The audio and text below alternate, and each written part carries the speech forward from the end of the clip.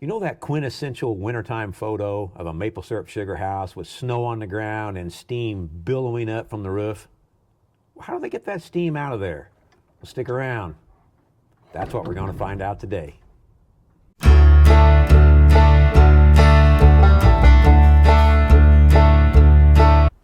Hey guys, welcome back to B&B Farms, where our goal is to try and live with our land and not just on it. Wow, it's been a long time since we put a video out, hasn't it? What with the Thanksgiving holiday and then deer season, we've been busy. But today we're back down at the Maple Syrup Sugar House, and we're going to be talking about the cupola, and specifically the cupola doors. You know, they serve a very vital function in the sugar house. When you're boiling maple sap and making maple syrup, there are tons and tons of steam that comes off of that. And if you can't get it out of the sugar house or get it vented out, it will condense and rain inside your sugar house. Yep, you heard that right.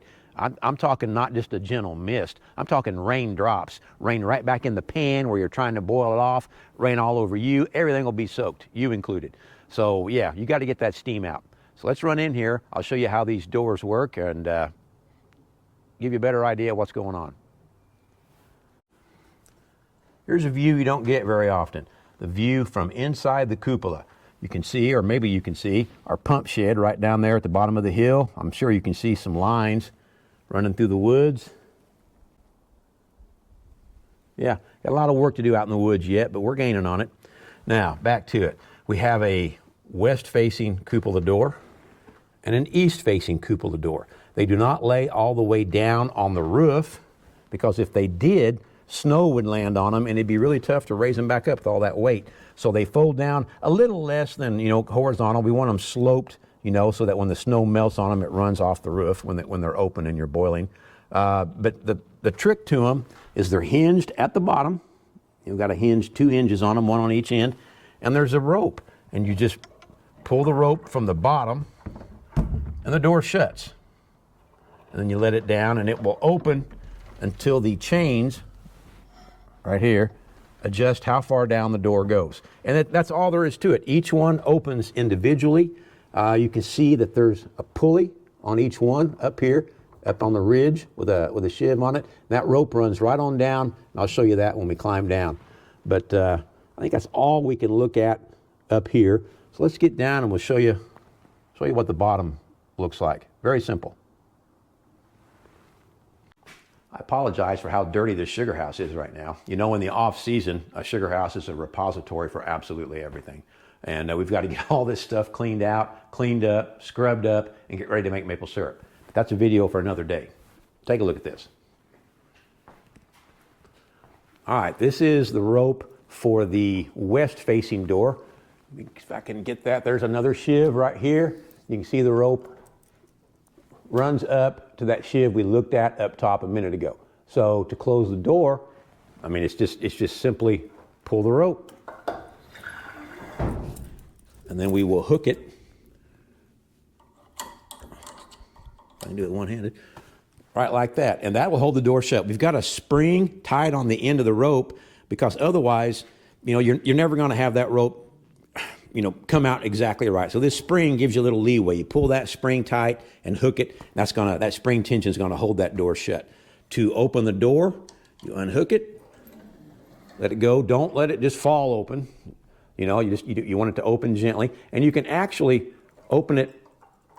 That's what these other screws here are for. You can open it, part of the way. If it's trying to rain in or something, you don't have to have the door open all the way. And there it is. It's a rope, some pulleys with shivs in them to angle the direction of the rope, a spring at the end of the rope, a hook, to secure the rope, hinges at the bottom of the cupola doors, and one more very important part. But in order to show you that, we got to climb up. We got to get on the roof. Here we go. We made it. Welcome to the roof of the sugar house at B&B Farms Maple Products. I told you there was one more very important piece up here to this cupola door design. Here it is. It's these 2 bungee straps right here. There's just a couple of screw eyes, and they just hook in it. But they serve a very important purpose. You know, when those doors are pulled up, they are, you know, completely vertical. There, completely vertical. And when you undo that spring on that rope at the bottom, there's nothing to make gravity pull them open. That's what these straps do. Let me show you. We'll close the door. You can see that there's just a screw right up there that catches those bungees, pulls it. Now, when I undo the rope at the bottom,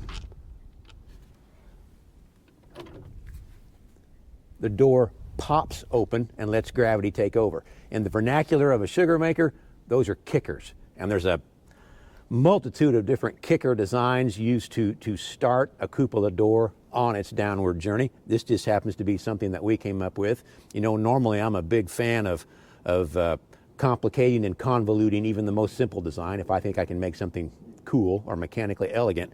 But in this case, I got it right and simple. It's just a couple of bungee cords stretched, you know, to pop the door open. A kicker, K-I-C-K-E-R. There you go. While we're up here, let me show you one more thing. This is, you know, the stovepipe, or, you know, the smokestack from the evaporator goes down through the roof.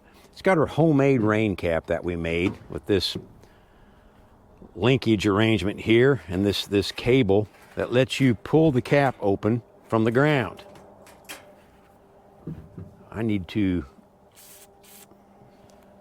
service this a little bit. Make sure it works smooth when the time comes. There's nothing any worse than not being able to get this open when you need it.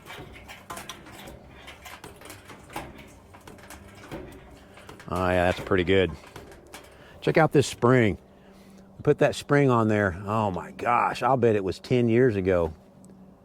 Still there, still holding up out here in all this weather. That's pretty amazing. Of course, now it'll probably break the first time I use it, having said that. I want to show you that rope that runs up to that chimney cap up there. It runs down the roof, just goes through a screw eye right there at the edge of the roof. It's really important, and we learned this the hard way, it's really important that this rope that runs up to it not touch the roof. If you're out here in the wintertime, you need to boil, and there's been an ice storm the night before, or even a heavy snow, and that rope is, you know, laying down in contact with the roof, it's going to be frozen to the tin, which means that you can't open the chimney cap, which means you can't build a fire in the evaporator, no maple syrup. So then you're getting a ladder out here, and you're getting up on this ice-covered incline skating rink of a roof to try to get that, you know, rope pulled loose or get that chimney cap. Not only are you not going to be making any maple syrup, but you're probably going to get a tour of your local ER. So yeah, figure out a way to keep that rope up off the roof. Just a little helpful hint from B&B Farms. We've been there. And here's how we did it. You see that screw eye up there? Here's the rope running down. Just got a weight tied to the end of it.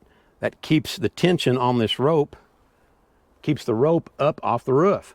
To open it, you simply pull on the rope and secure it. Got a cleat mounted on the side of the building. There you go. You know, smokestack is open, ready to boil. Nobody went to the ER. Well, I think that about does it. But before we go, I want to give you a sneak peek of some of the stuff we've been working on. Check this out.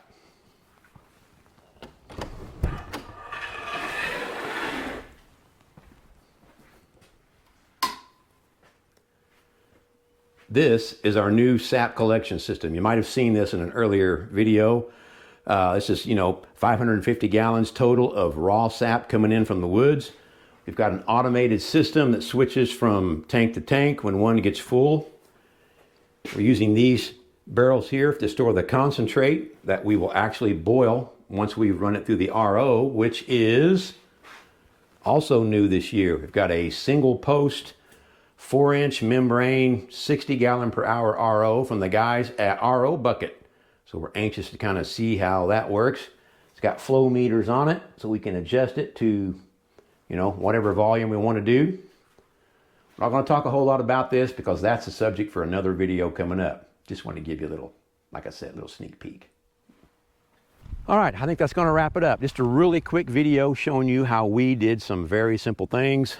Maybe you can take something away from it, apply them to your own, sugar house. If you have any questions, drop us a comment below. If you have an idea for something you want to see, drop us a comment below. We'll be sure and take care of that. Guys, I'm going to head to the house. Please remember to like, share, and subscribe. It really does matter. Everybody says that, but it's true. It really helps us out. We appreciate it very much. Remember to be nice to one another. Yep, the world is still a crazy place. Hadn't gotten any better. It doesn't cost anything to be nice. Get outside once in a while. It's winter, I know, but there's still a lot of beauty out here in the woods. You'll be a better person for it if you just get outside a little bit. I know you will. Take care, guys. We will see you on the next video.